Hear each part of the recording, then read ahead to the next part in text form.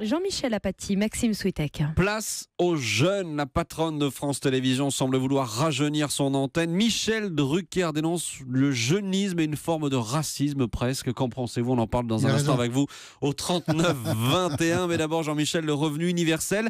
Idée soumise aujourd'hui dans un rapport à la ministre du Travail. 600 € par mois pour tout le monde, travailleurs et chômeurs. Voilà, nous en avons parlé dans Europe Midi. Julien Damon, professeur associé à Sciences Po, a répondu à nos questions, nous a éclairé à ce propos. Et monsieur Damon, vous êtes resté avec nous pour dialoguer avec les auditeurs d'Europe 1. Je vous en remercie. Bonjour Grégoire.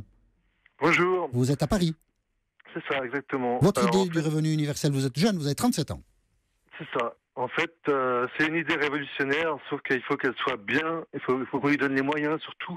Et 600 €, ça ne permet pas de pouvoir se loger déjà et de pouvoir manger par mois. Donc en fait, il faudrait que ce soit plutôt dans les 1500 €, c'est-à-dire le SMIC, pour pouvoir pour pouvoir se désaliéner du chantage à l'emploi et de pouvoir avoir un logis et de pouvoir manger.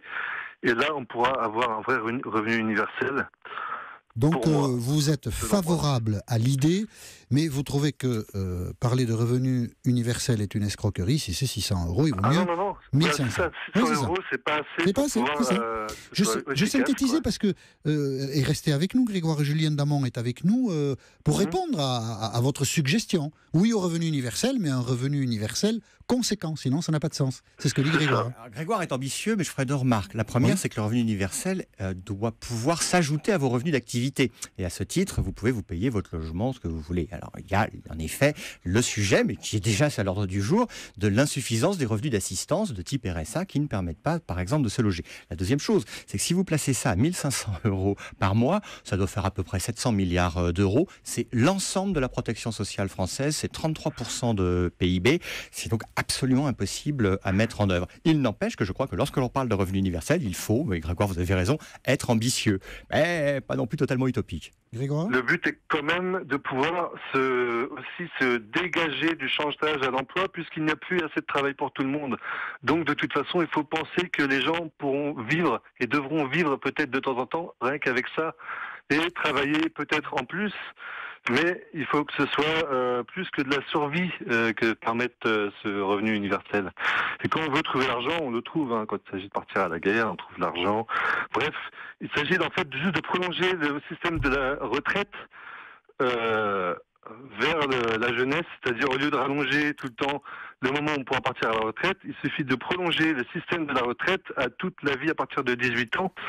Et en fait, c'est ce système-là, c'est un revenu universel quand on est à la retraite. On peut dire, Grégoire, que vous intégrez cette idée, et c'est tout à fait votre droit. J'essaie juste de le préciser dans une grille de lecture politique assez précise qui est la vôtre. Quand vous dites, on trouve bien le chantage à l'emploi et on trouve bien de l'argent pour la guerre. Oui, non, d'accord. Il faut donner les moyens à cette mesure qui est vraiment radicale et révolutionnaire. Elle permettrait de pouvoir résoudre pas mal de pauvreté, surtout plus de SDF, tout ça, puisqu'ils auront de quoi habiter quelque part et de pouvoir se nourrir et surtout qu'avec tout le boulot le chômage qu'il y a, on sait qu'il ne sera pas résorbable. D'accord. Donc, voilà. Maxime ? Oui, je vous remercie. Juste une petite précision pour Grégoire, le contexte en fait. On lisait l'idée est présent dans un rapport qui est soumis aujourd'hui à la ministre du Travail. L'idée qu'il y a derrière ce rapport, c'est de dire en gros avec la révolution numérique, les nouvelles technologies, des emplois vont disparaître. Et de toute façon, il n'y aura plus d'emploi pour tout le monde dans 10, 15, 20 ans. Et il faudra faire avec peut-être un revenu universel. Merci Grégoire. C'est avec 600 € qu'on pourra vivre. Oui, on a bien compris. Il faut 1500 minimum. Oui, vous insistez, vous avez raison. Merci Grégoire d'être intervenu sur l'antenne d'Europe 1 et d'avoir appelé le 39-21. Julien Damon ? Oui, alors le propos de Grégoire, c'est de dire qu'il faut la retraite à 18 ans, ce qui paraît compliqué en termes financiers, mais pourquoi pas. La deuxième chose, c'est qu'il a une bonne idée, c'est qu'il faut que ce soit les jeunes qui soient ciblés. Et dans la logique des revenus universels, il y a une idée en vogue et qui est intelligente, je trouve, c'est de dire, plutôt que de verser des revenus mensuels faibles aux jeunes, à 18 ans, leur confier, non pas un petit revenu, mais une dotation en capital relativement substantielle, tous, pour qu'ils puissent commencer utilement dans la vie. Il faut poser aussi la question du gaspillage de l'argent. Hein, parce que ça, si vous donnez un capital à un jeune, il ne va pas se mettre à bosser tout de suite. C'est pas sûr. Là, il y a le sujet de la responsabilité des jeunes. Quand vous leur donnez des petites sommes chaque mois, vous changez ce qu'ils ont dans leur assiette. Quand vous leur donnez une somme qui permet de se projeter dans la vie, vous changez leur perspective dans la vie. Oui, mais après, il faut surveiller que vraiment... Parce que vous êtes un étatiste et un bureaucrate. Non. Je suis pas un étatiste. Comment faites-vous pour surveiller ce que... Par exemple, s'ils doivent s'acheter une voiture, pourquoi les en empêcher? S'ils veulent s'acheter une mobilette, pourquoi les en empêcher? Ils font ce qu'ils veulent, il faut de la liberté. D'ailleurs, je précise quelque chose pour Grégoire qui va lui faire se lever les cheveux sur la tête, c'est que l'idée de revenu universel, elle est très libérale. Elle est très libérale, car s'il y a un revenu universel, il n'y a pas de sécu, il n'y a pas de retraite. D'accord. Bon, et moi, je suis un bureaucrate. Bonjour Guy. Bonjour. Vous nous appelez de Carqueiranne. Oui, je vous appelle de Carqueiranne. Heureux de vous accueillir sur l'antenne d'Europe 1. Quelle est votre pensée à propos de ce revenu universel? Eh bien, moi, je suis favorable au revenu universel. Je ne vais pas le chiffrer parce qu'aujourd'hui, nous parlons de 600 €, somme qui demain peut être changée, bien évidemment, puisqu'il y a une évolution. Mais je voudrais seulement dire que pour avoir ce revenu, qui pourrait être dès l'âge de 18 ans, bien évidemment, je l'assortirai d'une condition qui courrait tout au long d'une vie et qui serait la participation à des associations, à une vie collective sur une dizaine, voire une quinzaine d'années. Pourquoi ? Parce que je pense que la participation à une vie associative permet une mixité dont on a besoin et qui serait en rapport avec le retrait de ces personnes du monde du travail. Et ça permettrait aussi, et je le sais puisque je participe depuis de nombreuses années à de nombreuses associations, ça permettrait de donner ce lien culturel et éducatif qui manque à beaucoup de personnes. D'accord. Alors Guy, on va soumettre votre suggestion à Julien Damon, conditionner, au fond, poser une condition au versement du revenu universel. Dans le rapport même là, du Conseil national du numérique, ils évoquent, parce qu'il y a différentes familles de revenus universels, soit vous avez un revenu universel inconditionnel, soit vous avez ce que Guy propose, qui est un revenu universel conditionnel. Et un revenu conditionnel, il n'y a pas de meilleur mot que le salaire pour le désigner. Donc ce que vous êtes en train d'évoquer, Guy, c'est une sorte de rémunération d'État, même si ça se passe dans des associations, pour l'ensemble de nos concitoyens. C'est tout à fait fondé comme idée, mais ce n'est pas un revenu universel inconditionnel de type prestation sociale comme on en discute généralement. Mais en fait, peut-être que la pensée de Guy, si je me permets d'être l'interprète de votre pensée, on fait quelque chose pour vous, faites quelque chose pour nous. Oui, mais si vous êtes obligé de le faire, ça n'est pas inconditionnel. Voilà. Excusez-moi, Julien. Oui, si vous êtes obligé de le faire, ça n'est pas inconditionnel. Voilà, d'accord. Oui.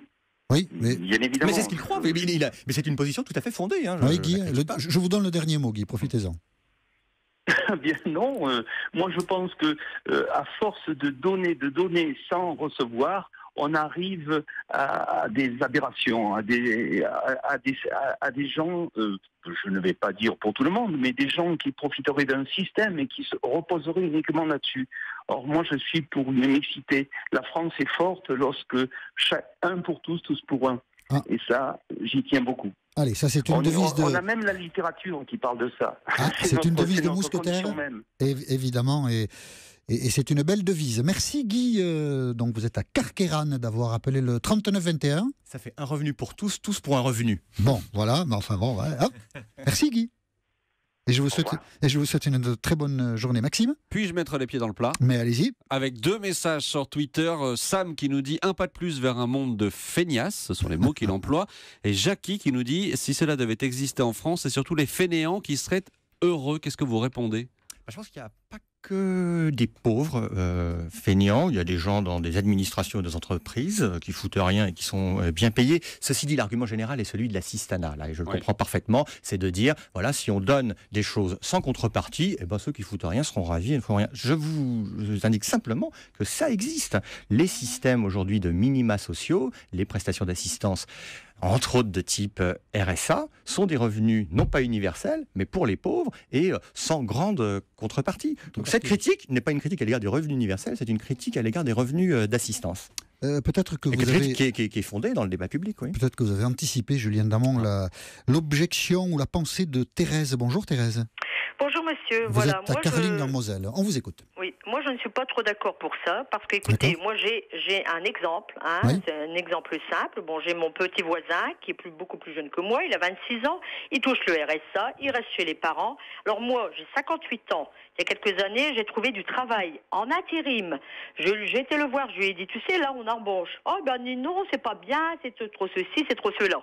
Et il reste chez ses parents. Et il y en a plusieurs dans la cité comme ça. Alors moi, j'estime que, comme le monsieur précédemment, que j'ai entendu, Oui. ça devrait être donnant-donnant. Parce que malheureusement, vous donnez à un jeune qui sort de l'école de l'argent, qui reste chez ses parents. Mais attendez, tout ferait payer. Les parents ne lui font pas payer l'eau, l'électricité, le logement. Ah bah attendez, vous croyez que ça le pousse à aller travailler? Non, moi je ne suis pas d'accord avec ce système. Ça doit être donnant-donnant. Il doit y avoir une contrepartie. Une contrepartie. Voilà, Thérèse, restez avec nous, Julien Damon. Sans doute, ça doit être quelque chose de partager, cette pensée. Donner de l'argent pour aider les gens, pourquoi pas, mais pas comme ça, quoi. Alors, une nouvelle fois, ce qui est critiqué là, c'est pas le revenu universel qui n'existe pas encore, c'est le RSA lui-même. Oui, enfin, mais c'est la même chose. Je suis pleinement d'accord.